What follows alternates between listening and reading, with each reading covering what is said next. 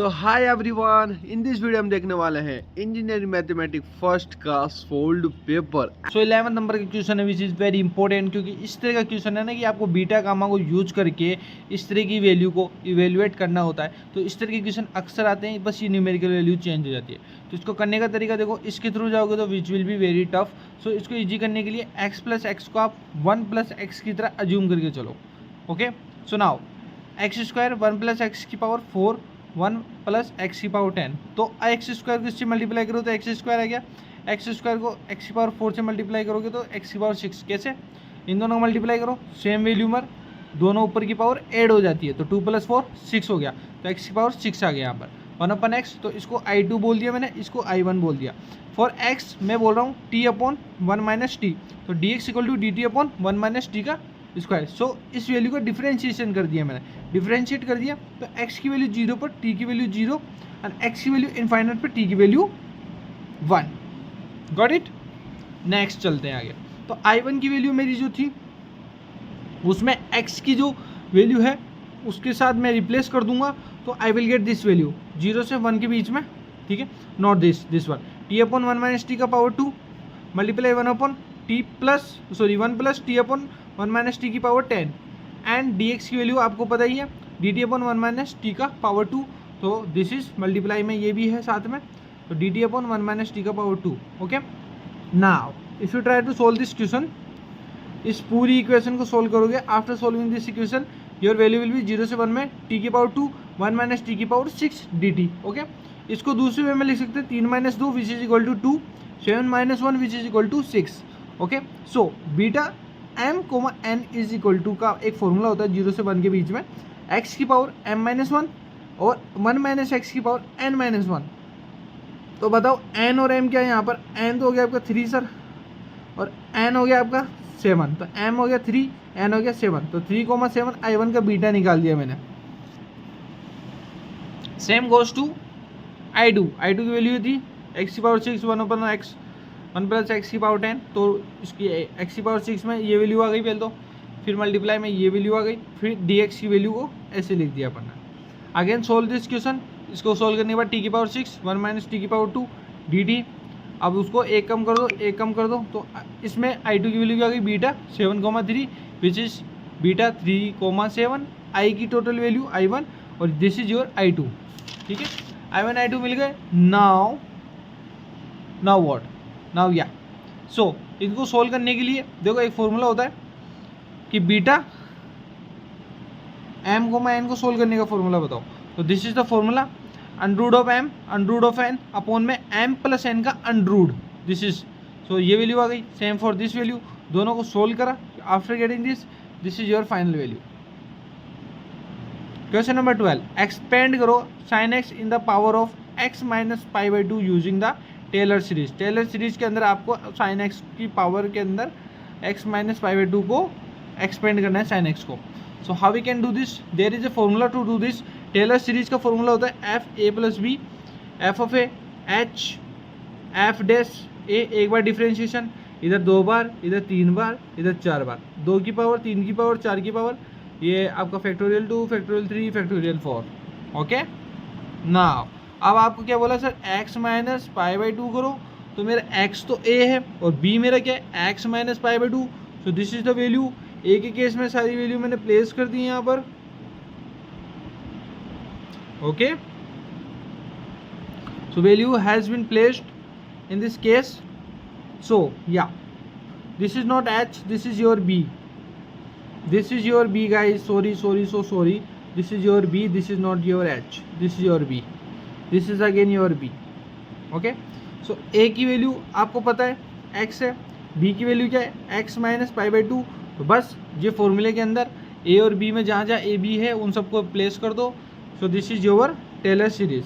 आगे चलते हैं, sin x के केस में बताया आपको, तो sin x के केस में ये, ठीक है, और π/2 के केस में 1 आ जाता है। f डैश के केस में साइन का क्या हो जाता है? cos थीटा, डबल डैश में वापस साइन थीटा, ट्रिपल डैश में माइनस cos थीटा। चारों चीज़ें π/2 की वैल्यू आप जानते हो, इनमें रख के देख लो, तो चारों की वैल्यू मेरे को मिल जाएगी, मिल गई। अब ऊपर जो फॉर्मूला निकाला था अपन ने उसमें इनकी सबकी वैल्यू f डैश की, एफ डबल डैश की, ट्रिपल डैश की, ठीक है, तो तीनों चारों की वैल्यू अभी भी निकालनी है अपन ने इस केस में, π/2 के केस में। तो बस हो गया काम। इस वैल्यू को इन वैल्यूज़ में क्या कर दो, पुट कर दो, ठीक है। जो मल्टीप्लाई हो रहा है, गुणा हो रहा है, भाग हो रहा है, उसको सोल्व कर दो, ठीक है। और now let's see the final output of this. So या this is your final output after solving the all the equations. So F of X is nothing, it is your sine of X. So ये आपकी value रहेगी। Find the Fourier series of X square in the -π to π and use the Parseval's identity to prove. So π/4 की power 90 equal to 1 plus 1 की 2 की power 4, 3 की power 4 and so on. So let's example, Fourier series में f of x की power x square है which is your even function. Okay, even function है तो formula वही जो अपन ने पढ़ा था पार्टी के अंदर, a/0 प्लस 1 से लेके infinite an cos nx। Okay, this is your equation number 1, जहाँ पर a0 की value we can put and solve the question. f of x dx होता है, तो f ऑफ x की वैल्यू x स्क्वायर है, तो यहाँ पर ये वैल्यू पुट हो गई। 0 से पाई होता है इसके बीच में, ये वैल्यू को अज्यूम ना करें, 0 से पाई की वैल्यू को अज्यूम करें आप, ठीक है। After solving this value what will happen.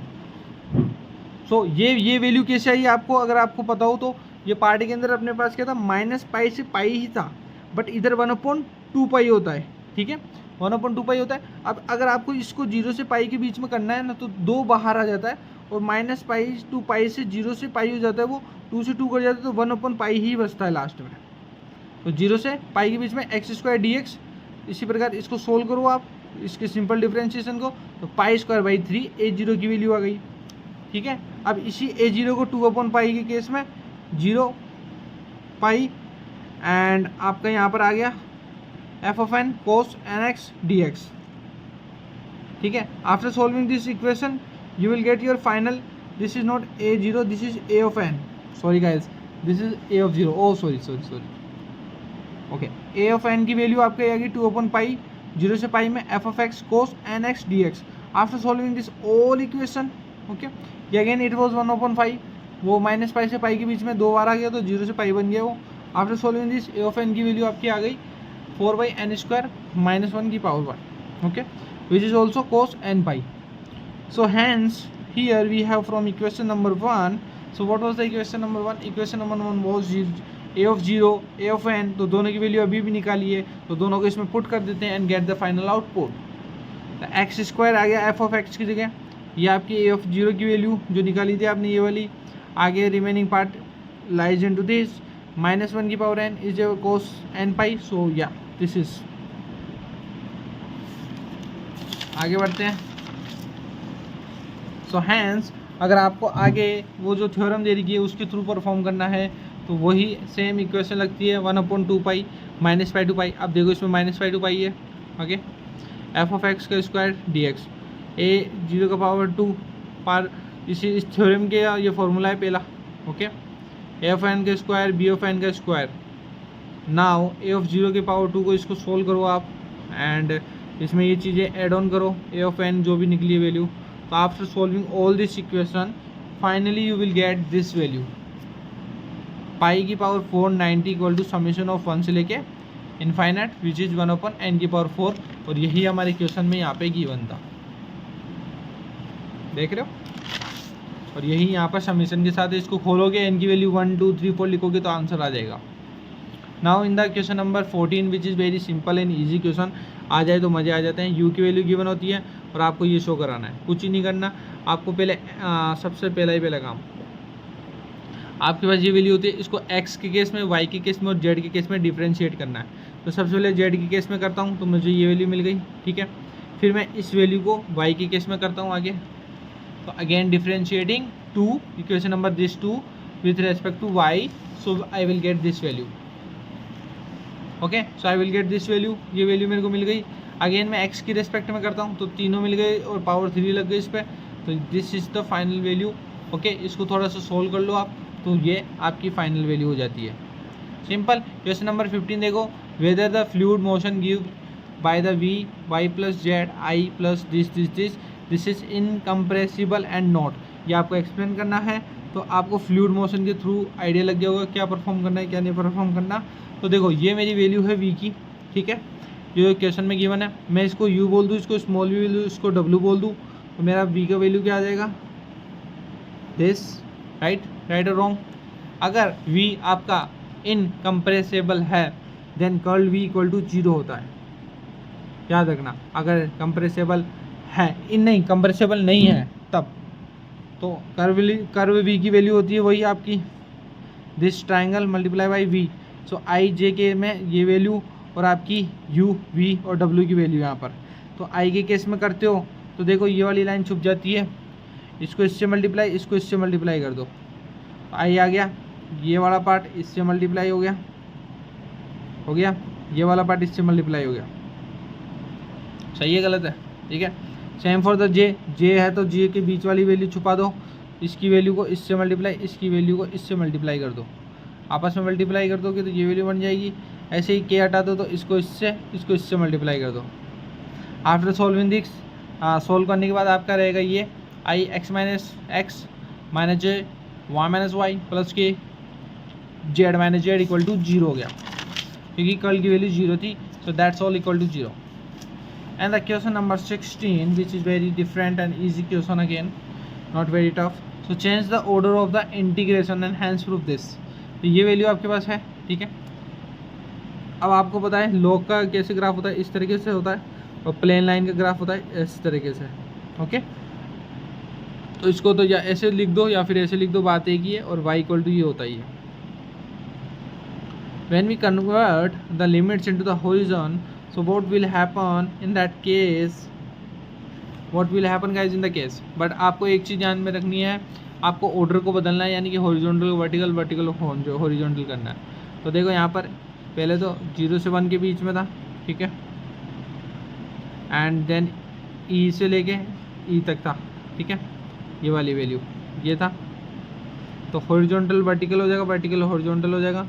तो कैन वी राइट दिस कि log 0 log x हो गया इसमें, ठीक है, एंड इसमें फिर वैल्यू इसकी हो जाएगी 0। तो ये आ गया इसमें 0, और इसका देख लो ये रहा y का केस में, उल्टा कर देना सब।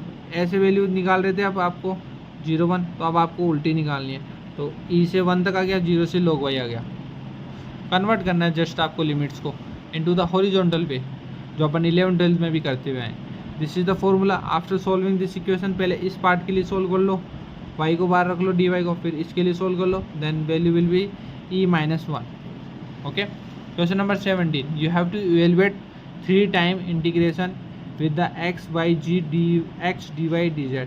बहुत सिंपल क्वेश्चन है, पहले dx के लिए सोल्व कर दो आप, क्योंकि y z है पावर में यहाँ पर लिमिट्स में, that's why it would be easy to for solve this question.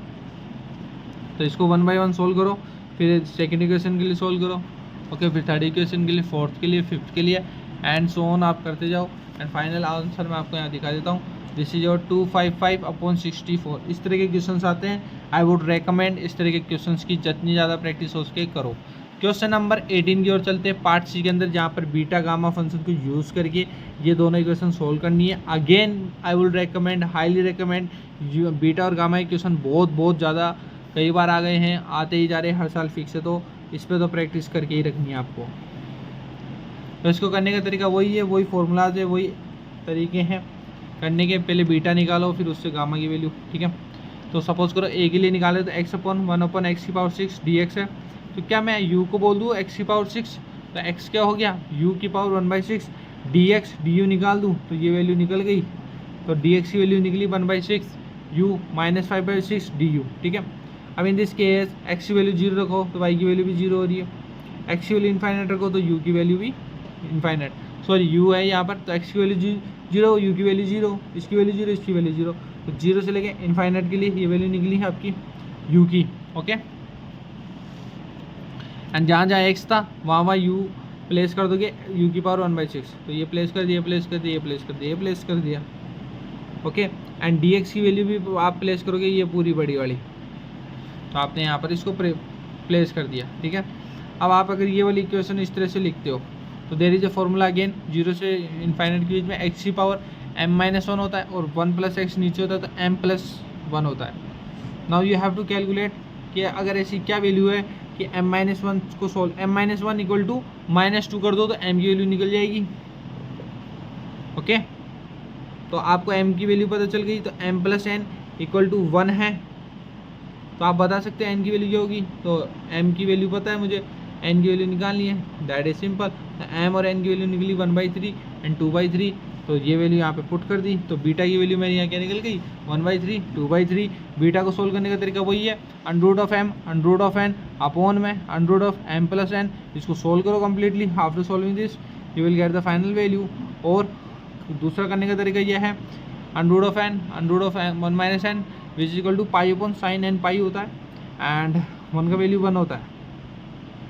तो दिस इज योर 1, तो इसका तो 1 हो जाएगा एंड ये आपकी देखो 1/3 1 माइनस, ठीक है।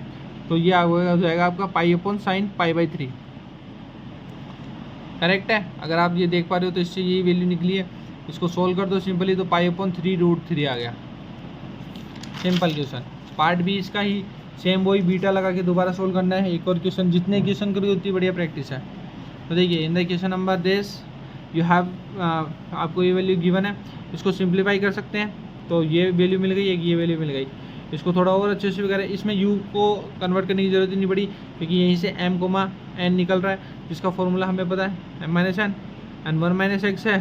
प्लस के लिए वो है, उसके लिए वो, अलग अलग चीज़ों के लिए अलग अलग फॉर्मूला हो जाए। m - n और n - 1 हो गया, ठीक है। इसको सोल्व करोगे तो 1/2 एंड 3/2 आ गया। वही under root of m under root of n upon में m प्लस n। इसको सोल्व करो तो you will get the final output. Okay, तो फाइनल आंसर इसका निकलेगा सिंपल सा 3π/4। Very easy question. Question number 19 की ओर चलते हैं। Define the Fourier expansion of following periodic function with period 2π, जिसके अंदर 1 0 -1 दे रखे हैं एंड कंडीशन दे रखी है अलग अलग। हैंस प्रूव करना है आपको 1 - 3 + 1/5 - 1/7 and so on is equal to π/4 है। ये भी प्रूव करना है, ये भी करना है, दोनों करने हैं। आओ देखते हैं। तो ये अगर आप अच्छे से कर लोगे तो इससे आंसर निकल ही जाएगा। देखते हैं क्या होता है। तो फोरियर सीरीज का फॉर्मूला सबसे पहले ये याद होना चाहिए आपको, कंप्लीट फॉर्मूला, ठीक है। a(0) की वैल्यू अगर आपको निकालनी है तो ये फॉर्मूला होता है। ये कुछ फॉर्मूला जो आपको पता ही होनी चाहिए, ठीक है। आफ्टर अगर आप इसको सोल्व करने के लिए जा रहे हो तो can we write this question like this. Okay, now -π to 0, तो -π to 0 के बीच में -1 होता है f(x), ऐसे ही x = 0 पे 0 होता है और 0 से π के बीच में 1 होता है। तो मैं क्या कर रहा हूँ, यहीं पर f(x) की वैल्यू यहाँ प्लेस कर रहा हूँ, इधर 1 इधर -1। ओके, ये 0 से π है, ये -π से 0 है, पार 1/2π लगा हुआ ये। तो a(0) की वैल्यू मेरे को मिल जाएगी इसी तरीके से। सो या a(0) की वैल्यू मेरी निकली finally 0। After solving all equation में a(0) की वैल्यू मिल गई। सेम फॉर a(n) के लिए करना है तो 1/π, ठीक है, -π से π f(x) cos nx dx, ये फॉर्मूला याद रखो, ठीक है। नेक्स्ट वही आप -π से 0 करो, 0 से π करो, f(x) की वैल्यू -1 करो एंड सोल्व करो इसको। a(n) की वैल्यू अगेन 0 मिल गई। लास्ट मेरा बचा है, last but not least, b(n). b(n) की वैल्यू भी अगेन सेम है, बस इसमें sin nx लग जाता है, dx लग जाता है, उसमें cos nx dx लग जाता है। वही -π से 0, 0 से π, तो इधर -1 इधर 1। आगे after solving this all equation you will gate finally b(n) की वैल्यू 2/nπ ब्रैकेट 1 - -1 की पावर n, जिसको आप cos nπ भी बोल सकते हो। नाउ a(0) की वैल्यू पता है, a(n) की वैल्यू पता है, b(n) की वैल्यू पता है and we have formula as well of this, या फोरियर सीरीज का।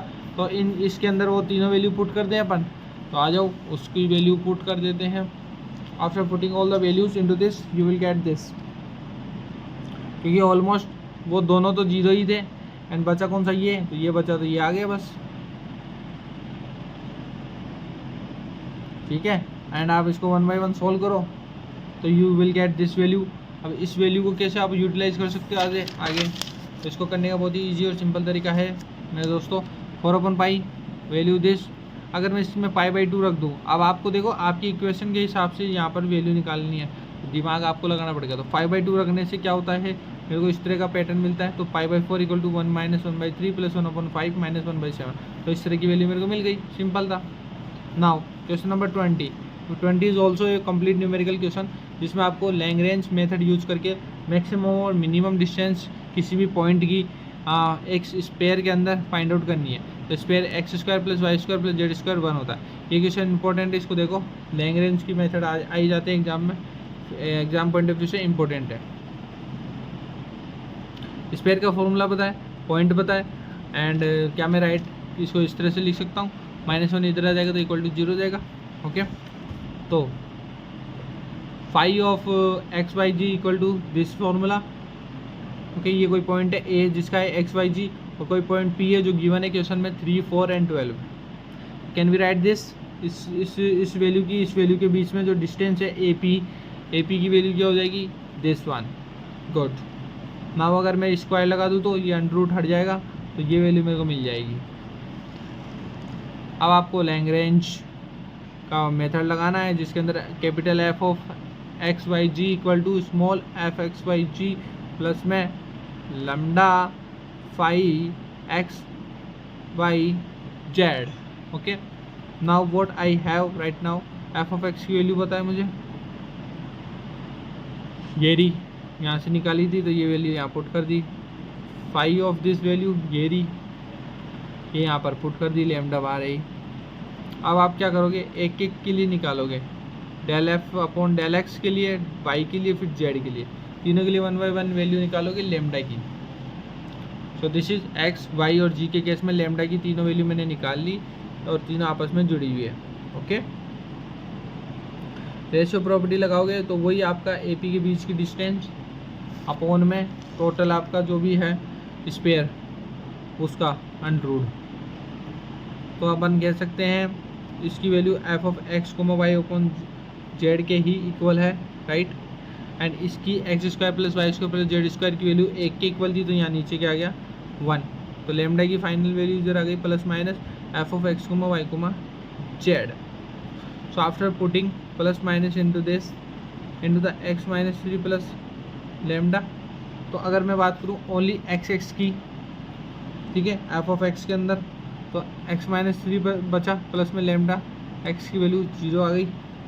इसको सॉल्व करोगे तो आपको ये वैल्यू मिल गई, ऐसे वाई की मिल जाएगी और ऐसे ही जेड की मिल जाएगी, तीनों मिल गई। अब इसको आपके फॉर्मूला था x square y square z square equal to 1, तो इसमें वैल्यू पुट कर दो, इक्वल टू 1 कर दो, सोल्व कर दो and you will see this kind of values. अब इसमें प्लस माइनस के केसेस चांसेस बन रहे हैं, तो अपन को क्या करना पड़ेगा, इसमें पॉसिबिलिटी ढूंढनी पड़ेगी कि प्लस 13 ले रहे हैं, माइनस 13 ले रहे हैं, प्लस 13 माइनस 13, तो इधर एक बार प्लस प्लस, इधर minus minus. After solving this ये वैल्यू ये वैल्यू ये वैल्यू और ये वैल्यू, तो मिनिमम वैल्यू तो आपकी 12 ही रहेगी, नेगेटिव वैल्यू को आप काउंट नहीं कर सकते हो। This is not possible into the sphere. खासकर आप देखो ना, स्पेयर के आकार की चीज़ में नेगेटिव वैल्यू का क्या काम। तो मिनिमम बन गई 12 और मैक्सिमम बन गई आपकी 14। ये एक ट्रैप क्वेश्चन था, यहाँ तक आके बच्चा गलत कर देता है, माइनस वैल्यू लिख के आता है, तो आपको नहीं लिख के आनी है क्योंकि स्पेयर के अंदर माइनस वैल्यू नहीं होती है। कैसे होगी आपको सोचो। क्वेश्चन नंबर आपका 21। सो या if you f of r के अंदर r square equal to x square plus y square है, तो आपको प्रूव करना है ये वैल्यू। तो del u upon del x को अपन ऐसे लिख सकते हैं, इधर आर, ठीक है, कट कर दो, वापस ये वैल्यू बन जाएगी। तो r square equal to x square plus y square है, तो आप क्या करोगे इसके अंदर, सबसे पहले तो एक्स के रूप में आप क्या करोगे, इसको डिफ्रेंशिएट करोगे, तो एक्स अपॉन आर हो गया, वाई की केस में कर दो वाई अपॉन आर आ गया। तो मैं del u upon del x को लिख सकता हूँ x upon r, this value x upon r, and del u upon del r को मैं काइंड ऑफ लिख सकता हूँ f of r, right. So या अगर मैं इसका डबल बार एक और बार डिफ्रेंशिएशन कर दूँ एक्स की रेस्पेक्ट में, तो इसको सोल्व करने पर आफ्टर गेटिंग मैं ये वैल्यू पाऊँगा, ठीक है, ये वाली वैल्यू मिली मेरे को। इसको थोड़ा सोल्व करूँगा, आई विल गेट दिस, क्योंकि इसका अगर आप डिफ्रेंशिएशन करोगे तो डबल बार हो जाएगा, तो डबल बार डेस लग गए सॉरी। इसको सोल्व करोगे तो फाइनल वैल्यू मिलेगी which is your equation number 1। Similarly जैसा आपने एक्स के लिए करा वैसे ही वाई के लिए करके देखो, तो इससे ही कट जाएगा, तो ये बन जाएगा और वाई अपॉन आर हो जाएगा। वही जो वैल्यू आपने यहाँ पे लास्ट लिखी है ना, वही वैल्यू आप यहाँ सेम टू सेम चिपका दो, कोई दिक्कत नहीं है, एक्स की जगह वाई लिख दो, मिल गई। दोनों इक्वेशन को जोड़ दो, दोनों इक्वेशन को जोड़ दिया भाई, जोड़ दिया। तो मैं थोड़ा सा इसमें अगर दिमाग लगाऊँ, इनको जोड़ूँ, काटा पीटी करूँ, ठीक है, जिसमें जो जो पॉसिबिलिटी बन रही है कि ये आर स्क्वायर के इक्वल है, ये भी आर स्क्वायर के इक्वल है, तो इसको काटो पीटो, जो बन रहा है, जो पॉसिबिलिटी बन रही है, तो फाइनल आउटपुट निकला 1/r, 1 टाइम डिफ्रेंशिएशन एफ का, इधर 2 टाइम। और आई थिंक अगर आप ऊपर की तरफ झाँको तो यही क्वेश्चन था अपना। Done, let's move on to the question number 22।